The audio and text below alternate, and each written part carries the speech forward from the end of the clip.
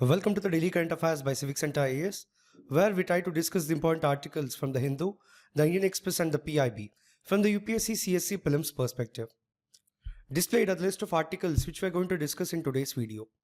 The first article of the day says that privacy as a fundamental right includes a spousal privacy as well, and evidence obtained by invading this right is inadmissible, according to the Madurai bench of Madras High Court.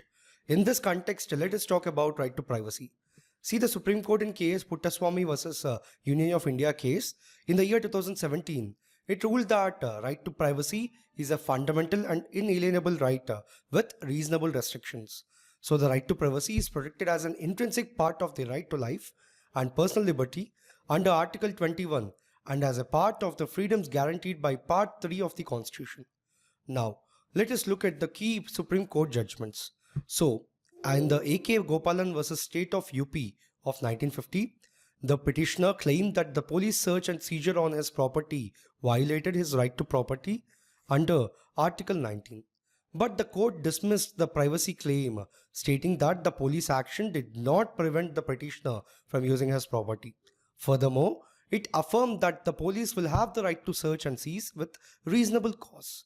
Then in Kharak Singh vs State of UP case of 1963, the petitioner argued that the police late night visits and surveillance violated his right to travel freely under Article 19.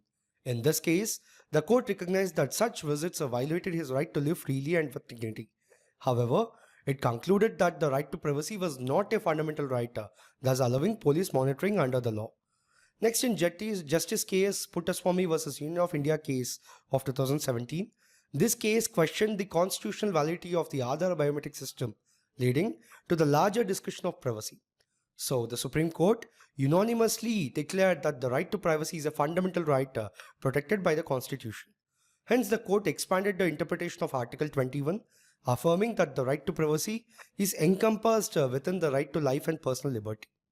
The next article says that India expects to spend around 81,664 crore rupees on biodiversity and conservation from the financial year 2025 to 2030. In this context, let us talk about the relevant aspects. See, from 2018 to 22, India spent 32,207 crore rupees and to meet the higher financial requirements would require funds from sources beyond routine government expenditure. The country stated in its updated submission at the ongoing 16th edition of the Convention on Biological Diversity in Colombia. In this context, let us talk about the relevant aspects. So firstly, talking about the Kunming-Montreal Global Biodiversity Framework. See, it was adopted in 15th Conference of Parties to the United Nations Convention on Biological Diversity. So it includes 4 goals and 23 targets for achievement by 2030. Know that the UN Biodiversity Conference concluded in Canada's Montreal. See, the first part of the COP15 took place in Kunming of China and reinforced the commitment to address the biodiversity crisis, and the Kunming International Declaration was adopted by over 100 countries. These are the key targets of the Global Biodiversity Framework. Moving on to talk about the National Biodiversity Strategy and Action Plan. See, the National Biodiversity Strategy and Action Plan is a framework developed by the countries to address the conservation and sustainable use of biological diversity in alignment with the Convention on Biological Diversity. Now, what is the purpose and requirements? So, according to the Article 6 of the Convention on General Measures for Conservation and Sustainable Use, each contracting party is required to develop or adapt strategies. So, each country should create a national strategies, plans or programs focused on conservation and sustainable use of biological diversity. Alternatively, they may adapt existing strategies, plans or programs to include relevant measures outlined in the convention. Furthermore, these are the key components and initiatives under it. The next article says that at the Bandhavgarh Tiger Reserve, where the deaths took place, a JCB machine poured sand and salt into an open pit, while the wildlife officers placed flowers inside the grave, bidding farewell to the gentle giants. In this context, let us talk about the Bandhavgarh Tiger Reserve and then about elephants. See, it is located in the Umaria district of Madhya Pradesh. Know that it is spread over the Vignan hills. Furthermore, it was declared a national park in the year 1968 and then became the Tiger Reserve in the 1993. Also, it is known for Royal Bengal tigers. Notably, the density of the tiger population at the Bandhavgarh is the highest known in India as well as in the world. Talking about its vegetation, it is mostly of dry deciduous type. Then the flora, the vegetation of the Bandhavgarh, is specially filled with sal forest in the valleys and bamboo stretches on the lower slopes of the region.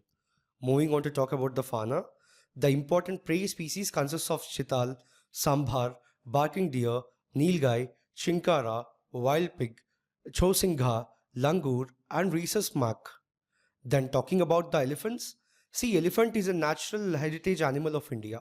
Significantly, elephants are considered a keystone species as they play a critical role in maintaining the balance and health of the forest ecosystems. Now, talking about the elephants in India, see, India has the largest number of wild Asian elephants, estimated at 29,964, according to the 2017 census by Project Elephant. Significantly, Karnataka has the highest number of elephants, followed by Assam and Kerala. Then, talking about the conservation status, see, the IUCN Red List is endangered. Then it is under the Schedule 1 of the Wildlife Protection Act of 1972. Furthermore, it is under Appendix 1 of the sites. Moving on to talk about the Project Elephant. See, the Project Elephant was launched with the following objectives. Firstly, to protect the elephants, their habitat and corridors. Secondly, to address the issues of man-animal conflict. Lastly, the welfare of captive elephants. The next article says that 99 of the 265 cities for which air quality index data were available on the Central Pollution Control Board website reported poor air quality on Friday. Note that the air quality index value of 200 or above corresponded to poor quality. In this context, let us talk about the air quality index. See, the air quality index in India is a tool designed to provide the public with real-time information about the quality of air in their localities. Significantly, the air quality index system categorizes air quality into 6 levels, ranging from good, which is 0 to 50, and severe, which is 400 plus, providing an easily understandable way to assess the impact of pollution on health. So the categories are good, amounting to 0 to 50, satisfactory 51 to 100, moderate 101 to 200, poor 201 to 300, very poor 301 to 400, and severe, which is 401 to 500. Know that the air quality index is based on the concentrations of 8 key pollutants, which are particulate matter 10, particulate matter 2.5, nitrogen dioxide, ozone, sulfur dioxide, carbon monoxide, ammonia, and lead. Each pollutant's concentration is converted into a numerical scale that reflects its health impact, and the pollutant with the highest score determines the overall air quality index for that location. These are some of the key initiatives to control air pollution in the country. The next article is from the PIB, talks about NAMO Drone DIDI. See, NAMO Drone DIDI is an initiative aims to supply drones to 15,000 women self-help groups to rent to farmers for agriculture purposes. Significantly, the initiative aims to promote the utilization of drones in agriculture for the precise spraying of nano-fertilizers and pesticides, with the emphasis on women's engagement and their sustained participation in the mainstream agriculture. Know that it is a central sector scheme designed to harness the collaborative efforts of key government departments, including the Department of Agriculture and Farmers Welfare, Department of Rural Development, and the Department of Fertilizers. Now, let us look at the guidelines. Firstly, under the financial assistance, women self-help groups will receive 80% of the drone and accessory costs capped at 8 lakhs. Furthermore, self-help groups can secure loans for the remaining costs through the National Agriculture Infra Financing Facility with a 3% interest subvention. Know that other financing options from the Ministry of Rural Development are also available. Then, under the drone package details, see, it includes a basic drone with spray assembly, carrying box, batteries, camera, charger hub, anemometer, pH meter, and a 1 year's on-site warranty. Additionally, 4 spray battery sets, spare propellers, nozzle sets, training for drone operation and maintenance, comprehensive insurance, and a 2-year maintenance contract are also available. Further, under the training programs, one SHC member will receive 15 days of training as a drone pilot, while another member will be trained as a drone assistant for repairs and maintenance.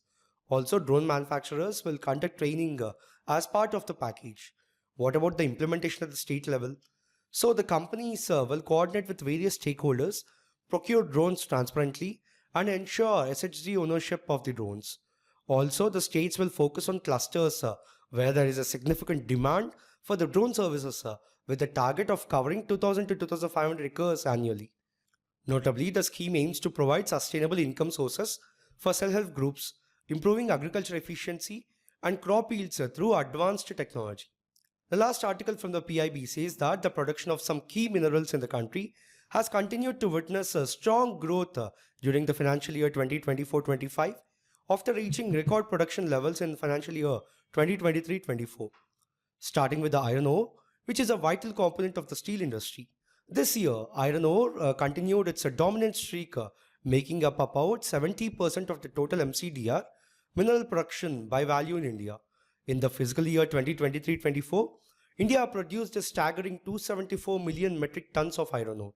And guess what? From April to September of 2024-25, production increased from 128 million metric tons to 135 million metric tons. That's a growth of 5.5% in just 6 months. Moving on to manganese ore, which is essential for steel production and chemical applications. Its production rose by 6.2%, reaching 1.7 million metric tons in the first half of financial year 2024-25, up from 1.6 million metric tons the previous year. Let's not forget about the non-ferrous metals.